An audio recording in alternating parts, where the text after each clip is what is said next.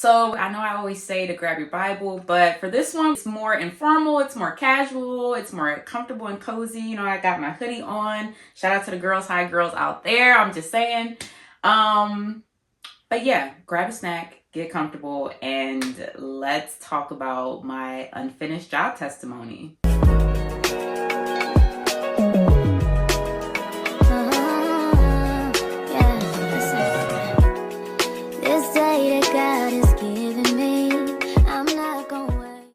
So hey y'all, and happy April guys. This is going to be a little bit of a different video. This has been the most anticipated video that I have been wanting to make. I've just been waiting for the Lord's approval to make this video, but now that I finally have it, this is the moment, y'all. This is the moment where I finally share a piece of my testimony. I feel like I have so many different testimonies to share, but this one I feel the most led to because it's not your typical testimony. It's an unfinished testimony, to be honest, an unfinished job testimony right now.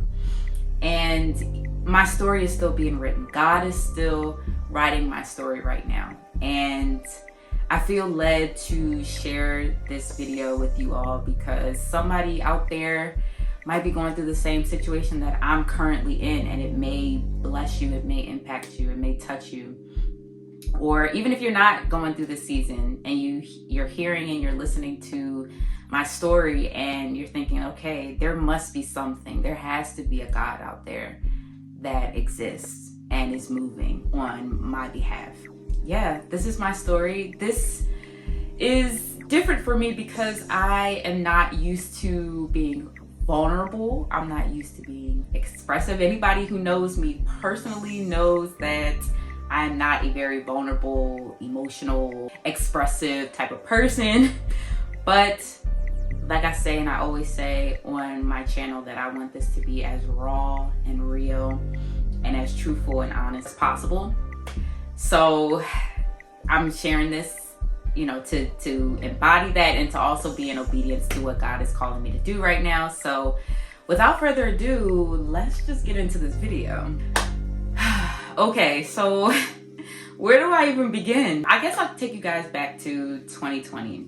So I was a senior at Temple University, go Owls, and I was in the process of graduating with my bachelor's degree. I was gonna get a degree in risk management and insurance.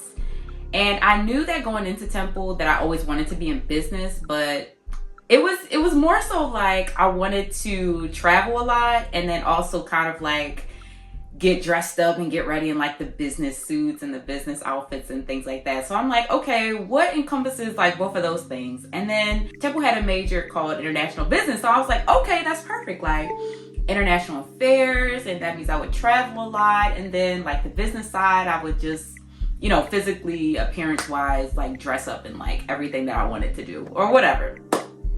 So I realized that international business is such a broad major. Like you could literally go into pretty much anything. And I'm like, I like options, but I don't like too many options. And that major gave me too many options. Like I was just like, I don't know what I want to do with this. And I'm kind of over it. So every business student at Temple has to take an introduction to risk management course. And, you know, I ended up really liking the course. Like it was a really great class. And my professor was like a middle-aged Black woman. And I'm like, okay, like this is cool. Like I'm seeing like a bit of me in her within this like white male dominated industry. So I'm like, okay, I kind of want to be like her when I like get older, get more experienced in my like professional life and things like that. So she encouraged me to switch majors, and I ended up switching majors in before my junior year started. And I went through the whole process and ended up graduating, so that was great. So after I had already switched majors, I had an internship at this well-known global insurance and reinsurance company, and I was part of their internship program in the underwriting department, which was fine. It was cute. It wasn't what I really wanted. I really wanted to be in claims, But I was like, you know what, this is still a great company to work at, and just to even get my foot in the door, you just never know. So I ended up taking the internship opportunity. This was the internship that I got the summer before I started my senior year. So about 2019, just to give you guys a bit of a timeline. And I really loved the company. I loved the people. The work was pretty good for what it was. And I got really great reviews and feedback on my internship. Management and my team really liked me. They thought I did really great work. So ever since then, I was already starting to apply for full-time jobs because I knew right out of college I needed a full-time job. And I couldn't land anything. Nothing was coming my way. And I knew that graduation was slowly starting to approach in May of 2020. And at that point when I graduated, I still didn't have a job. So at this point, it was coming up on like the year mark. And there was a role that had opened up at that company that I had did my internship at. And it was in a claims role. It was in property claims.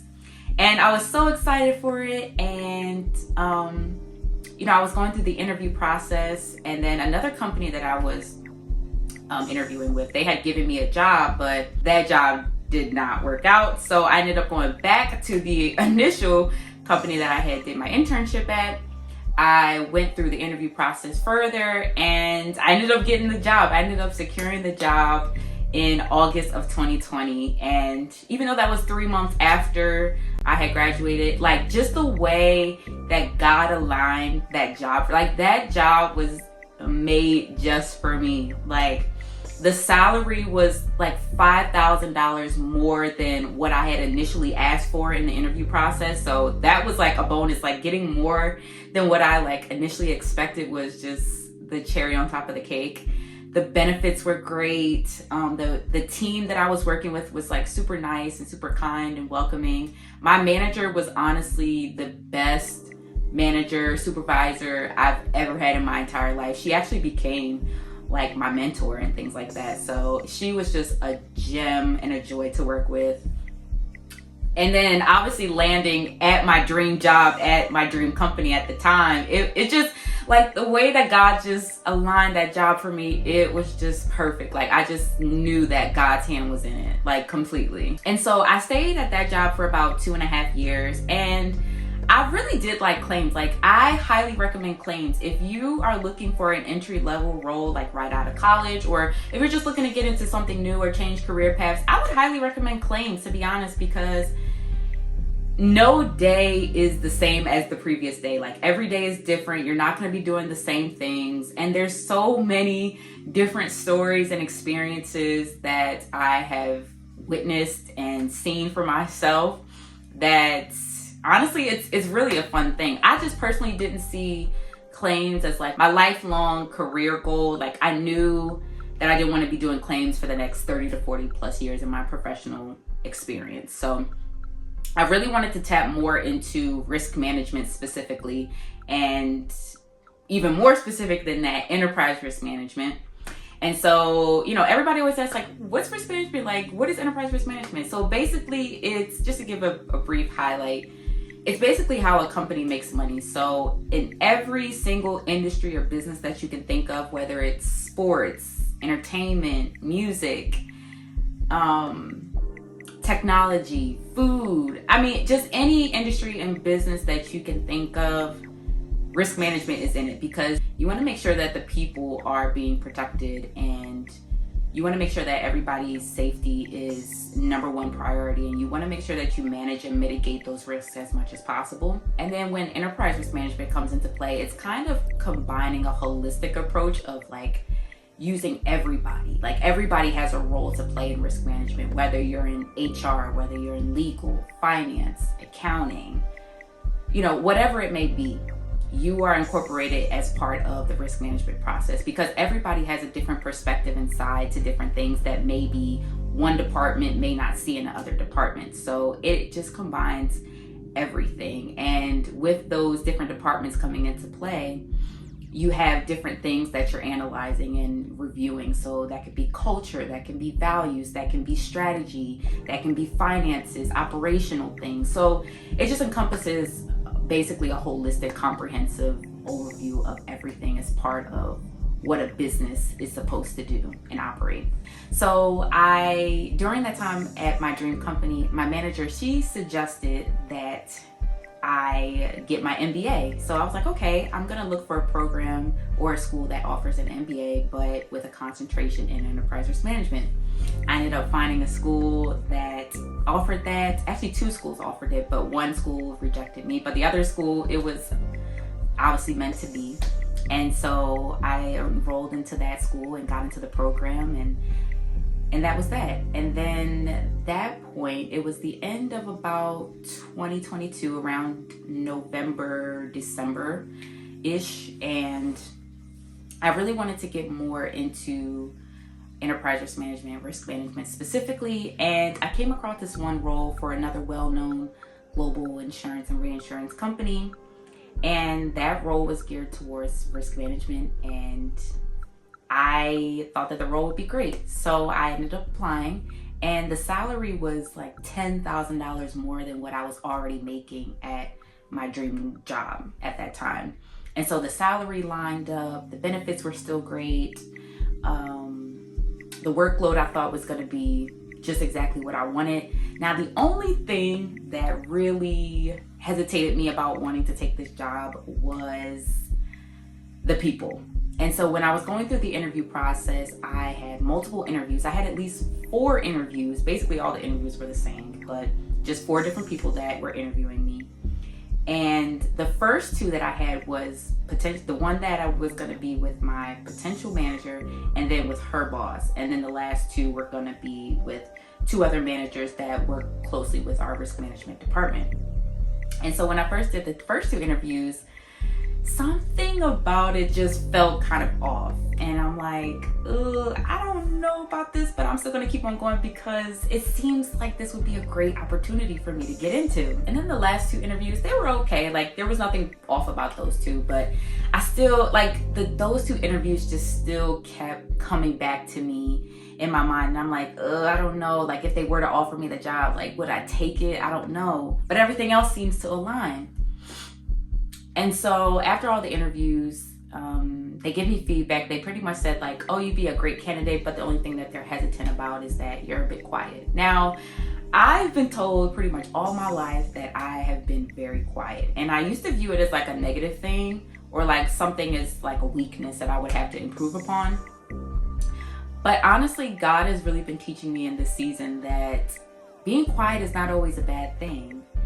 And, you know, if anybody knows me personally who's watching this, knows that I'm a very quiet, reserved, and a very observant person. I want to make sure that I am observing everything and everyone that's in my surroundings or in my space. But once you get to like know me, and once I get comfortable with you and you get comfortable with me, and like we're actually building that relationship and connection with each other, I actually can be quite talkative. It just depends on the environment and the people who I'm with.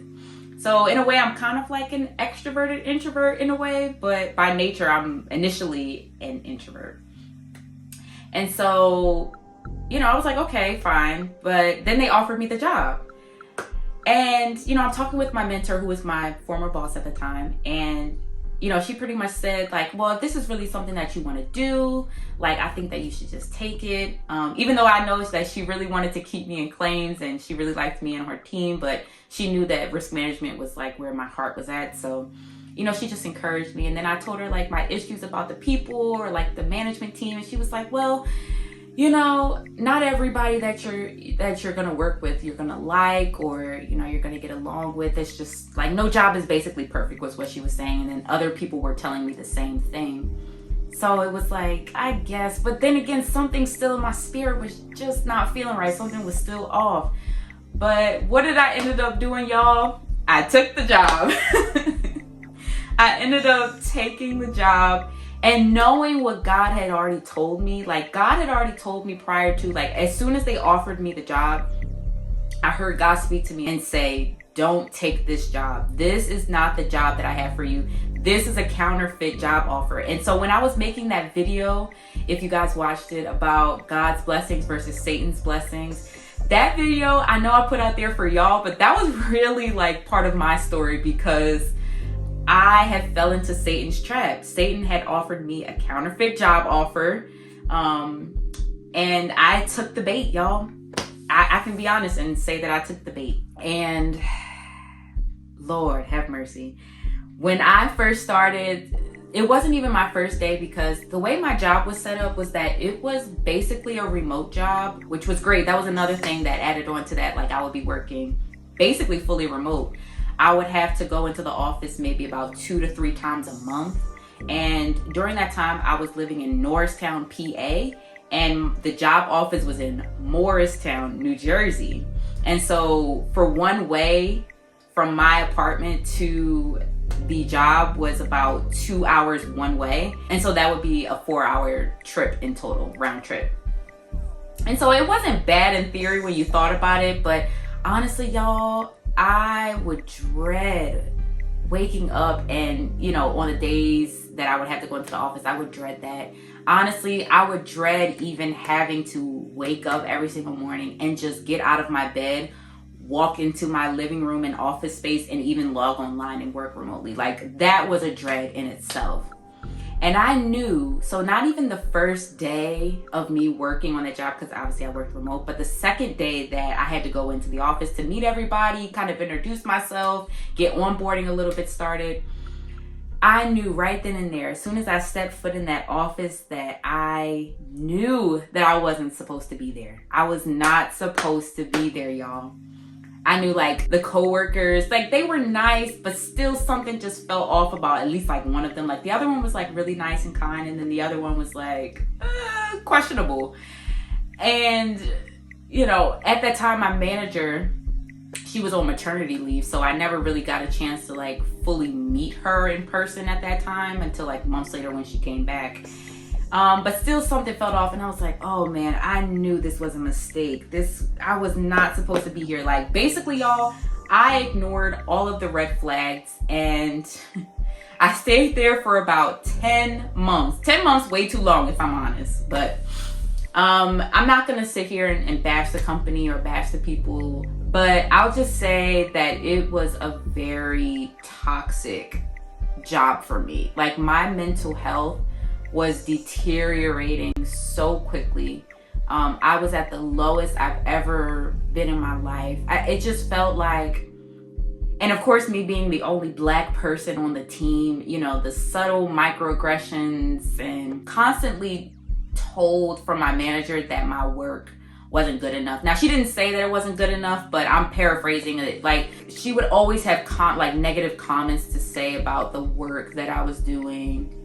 And if anybody is out there that can relate and has been through that, you know exactly what it is that I went through during that time. But I was disobedient. I did not listen to God's warnings, and ultimately I suffered the consequences for it because I didn't listen. And so me being disobedient basically told God, like, you know what, God, like, it's fine. I can handle it myself. I'll take care of it. But Lord, I had no idea what I was getting myself into.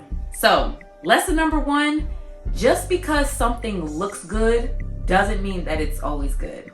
Like the saying goes, the grass is greener on the other side. Sometimes the grass is not always greener on the other side, y'all. And then the task that I was doing, it wasn't what was explained to me in the interview process. I was doing more repetitive operational tasks, which is fine, but it's not really what I wanted to do. I wanted to be a little bit more strategic, more creative in the role. And it just seemed like I didn't have any type of flexibility in that. I stayed for 10 months, and I remember this was around September of 2023, just to give you guys a timeline. I started this job in January 2023. So it's now September 2023. And me and my close friends at the time, we all went to Bali for my 25th birthday. That was an epic birthday. I highly recommend, if you are interested in going to Bali, book a flight. Book a flight to Bali, okay? It was such a dream.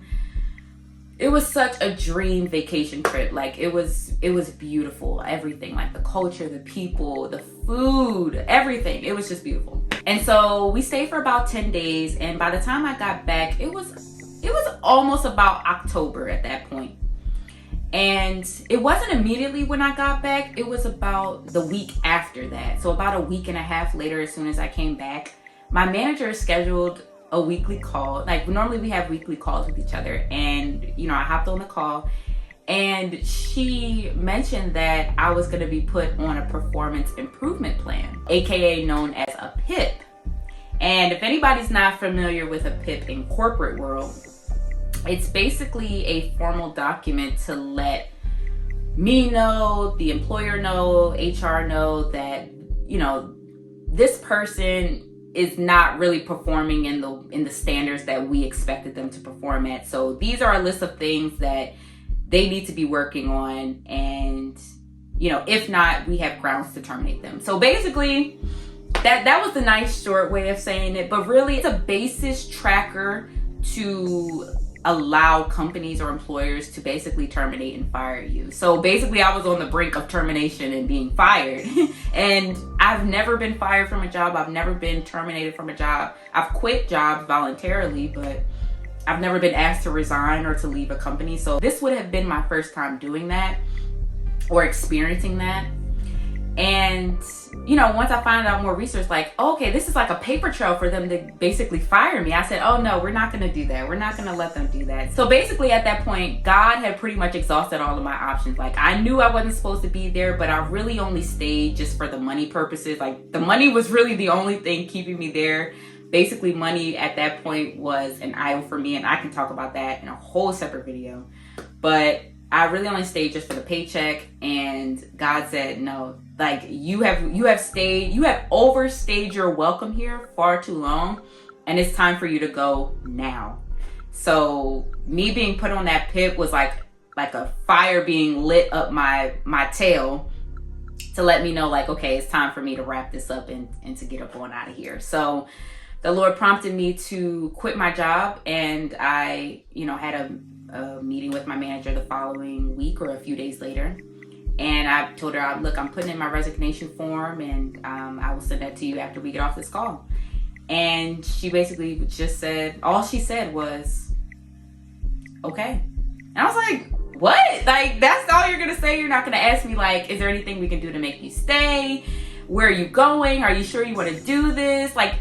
She didn't ask any questions. She just shrugged her shoulders and just said, okay. So for me, that was confirmation that, okay, I definitely need to be out of here, and I can't stay here any longer. And yeah, at that point, I had voluntarily quit my job after 10 months. And at that point, on October 11th, 2023, I was unemployed for the very first time. Okay, so lesson number 2, you can try to force something that's really not for you, but eventually it will break you. And at that point, I was at my breaking point. So after 10 months of struggling in silence, again, I told nobody that I was suffering in silence. It was time to really face the reality. Okay, I'm gonna be unemployed. I'm going to have no steady income coming in. I still have bills to pay because at that time I was still living in my apartment. Basically, I had no backup plan. I had no job lined up afterwards. Even though I was constantly applying, I just never got anything. And yeah, here we were.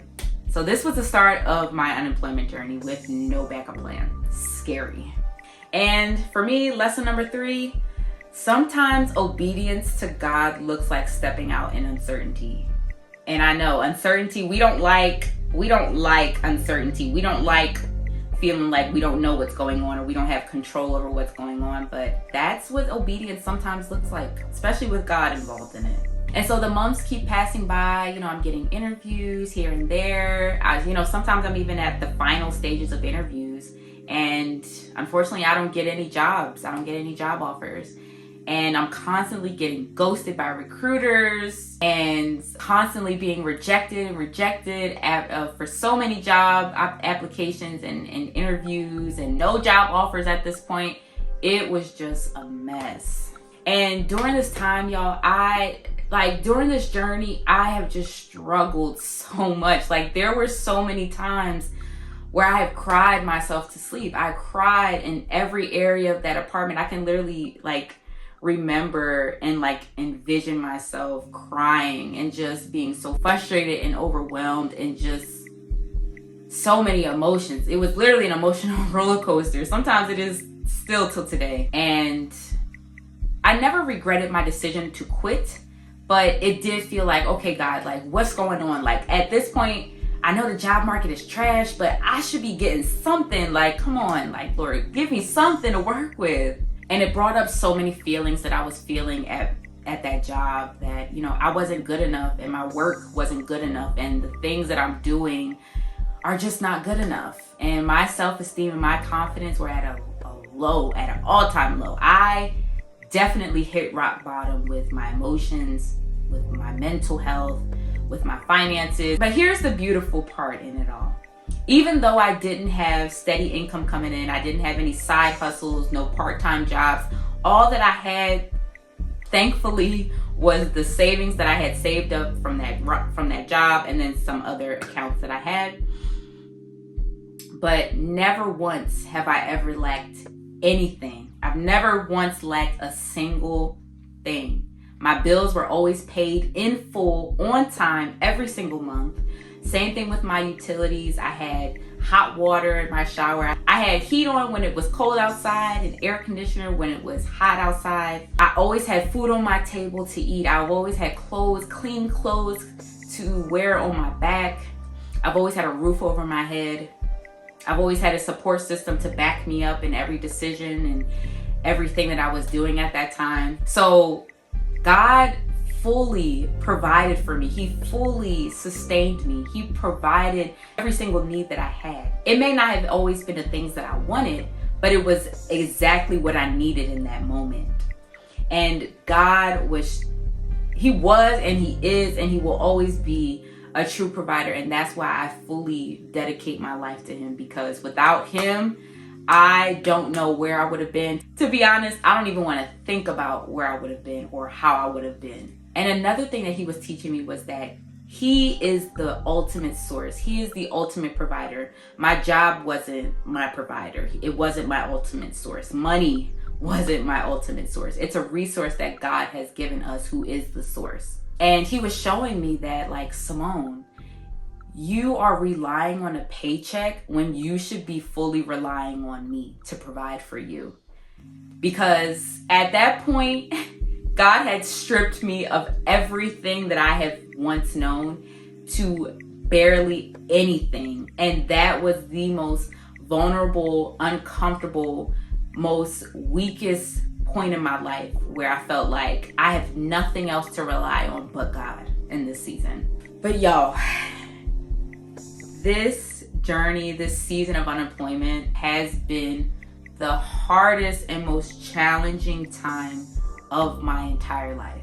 There are so many days where it feels impossible and it's hard to stay hopeful, especially, again, talking about the job market. The job market is trash, y'all. For those who are not searching for a job right now, you just have no idea how hard and difficult it is in this job market right now. It is super competitive, super hard, super difficult. And with me being a young Black woman, I already had 3 strikes against me and biases against me already. So that already puts me back a few steps than somebody else. And honestly, y'all, it's really hard to watch other people receive the very thing that I've been praying for over a year and a half now. And there were so many times I cried out to God asking, why me? Like, why did this have to happen to me? Or when will it be my turn to receive the blessing? I even tried to even earn my blessing, as if I could work hard enough just for God to give me this blessing. I even treated Him like a genie, like, if I do all the right things in His eyes and in His standards in the way that He wants me to do it, that the breakthrough and the blessing was gonna come quicker for me. And that just wasn't the case. These were all false, inaccurate descriptions and misrepresentations of Him. There were just so many times that I tried to control the situation in my own strength and in my own understanding, applying to countless of jobs, networking, doing all of the things that I was supposed to be doing, and just basically trying to force open doors that just weren't opening for me. But no matter what I did, no matter what I tried, no matter what I tried to force, I'm still in this waiting season. I can admit during this time that I did things that just weren't fair to God. I've doubted, I've wavered, I've fallen short so many times. There are just some days where it's hard to fully trust Him. And actually believe that I trust him when I say it. But in reality, I really don't trust him because, I can say, Lord, I trust you fully. And then the next second, I sit here and I overthink and I worry and I overanalyze every single little thing and try to control things when they're just basically out of my control. There were days where I felt like it was really hard to hear from God. It was hard to see God's hand in everything. And even waking up and remaining positive and remaining confident in God's word and his promises that he's made specifically to me, it's hard to really believe in those things when you don't see God's hand at work. But one of the things that God has also been teaching me in this lesson is that even though we can't see God's hands in everything right now, we can trust in God's heart. And so God is really teaching me to trust in general. That's number 1. 2, to trust him fully. And then ultimately that will lead to number 3, trusting in God's heart. And let me be real. It's really hard to desire something so badly. Like for me, it's this corporate job that I really want and desire. And this whole process has just been so frustrating and disheartening and discouraging, but it's still something that I struggle with. It's an ongoing learning curve for me. And just to be real with y'all, like this isn't just a perfect testimony wrapped up in a bow. As I talked about before, this is an unfinished job testimony. My story is still being written. And this is what real, true Christianity faith looks like. This is my real life.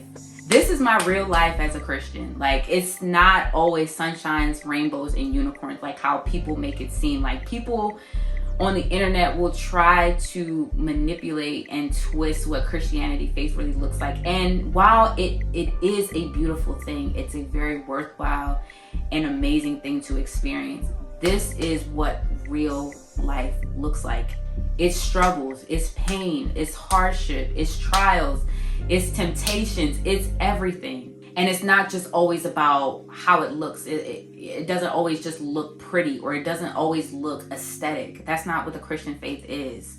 You have to be willing to fully and totally commit, even when things don't work out the way that you want them to, even when life doesn't happen the way that you expect it to, even when you don't get the things that you want or the things that you desire. And so I just want to say, if you're in a waiting season like how I am, I see you, I feel you. Like, it is painful and it's hurtful and it's hard and it's difficult and it is so frustrating. But regardless of it all, I refuse to turn away from God. I refuse to go back to my old life, because my old life didn't bring me nothing but chaos, distress, more stress, worry, anxiety, fear, everything that I don't want.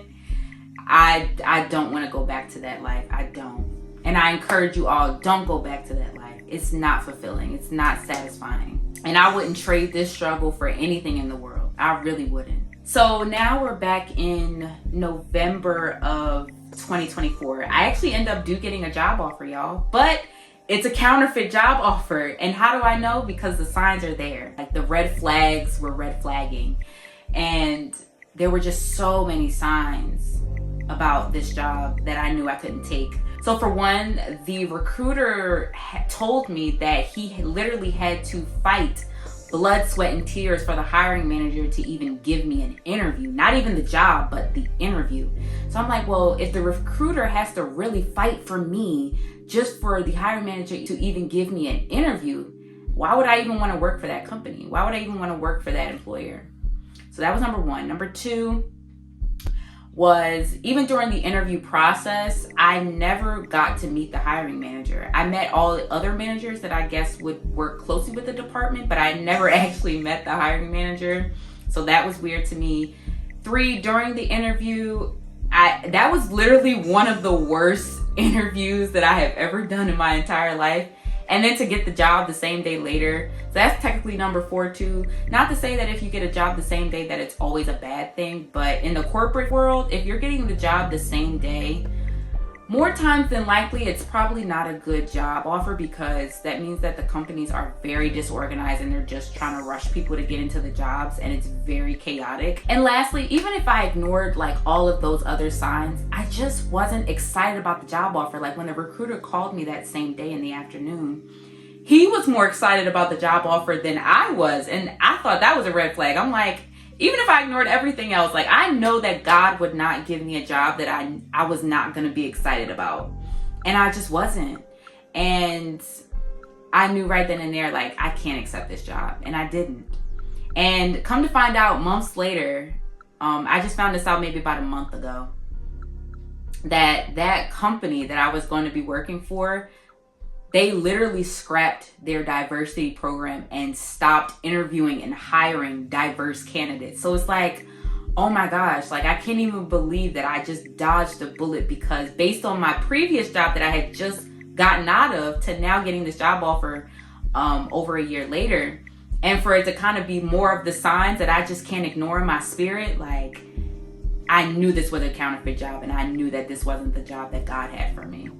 And so where am I at now? So right now I am 18 months unemployed, and that is even crazy for me to even comprehend or even say right now. The fact that I have been looking for a job for over a year and a half now is even crazy to say. Right now, I just have a healthy balance. Right now, I'm applying to jobs that align with what God wants me to have, what His will says, and what He wants for my life. But at the same time, I'm also learning how to just pray and wait and trust that God will deliver my next dream job. The same feeling that I had and excitement that I had when I got my dream job after graduating college, that I know that the Lord is going to deliver in the same capacity, if not even more this time, because of my long wait time. But I know that He's going to deliver on that promise, because He's already promised it to me. He's already told me that it's to come. And so when I'm applying to these jobs, I'm not just applying and refreshing the page and constantly checking my